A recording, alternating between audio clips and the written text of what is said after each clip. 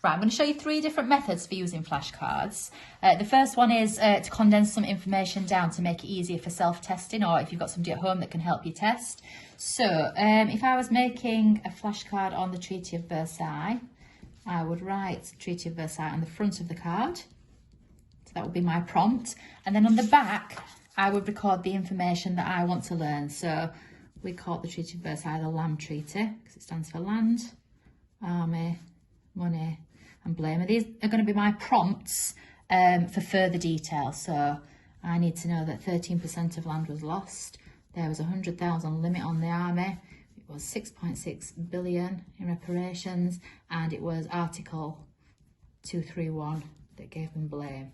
So if I got somebody to help me, they could ask me about the Treaty of Versailles, and hopefully I would be able to retrieve this information that's on the back there, because that's vital. And it's really, really important that this information is condensed as much as possible, so it's easy to learn, and it can just be used as a prompt.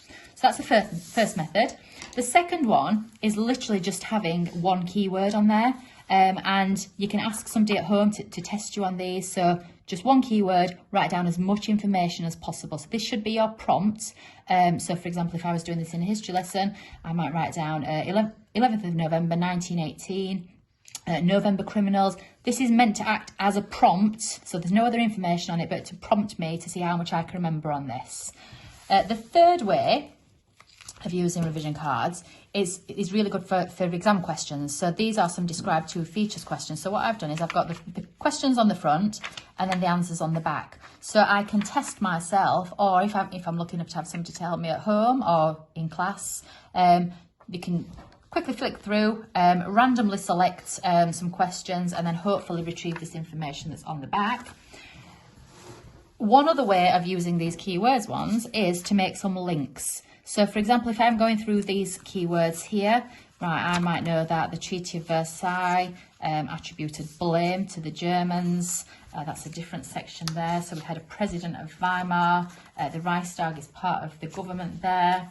Keller-Briandplex is part of their improvement when things settled down. So we can actually put these keywords in different groups and link them together.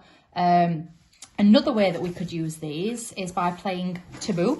So for example, if I got a friend or somebody to help me, we could split these cards into packs of 2, and I could be describing, right, this is the government building in Germany, and hopefully my friend would be able to say, oh, it's the Reichstag. So you're not allowed to actually say the word that's on there, but the clues that you give must mean that they can guess that particular word. Okay, and one final way is by playing dominoes. So how could we link these together? So for example, that one would have to go over there.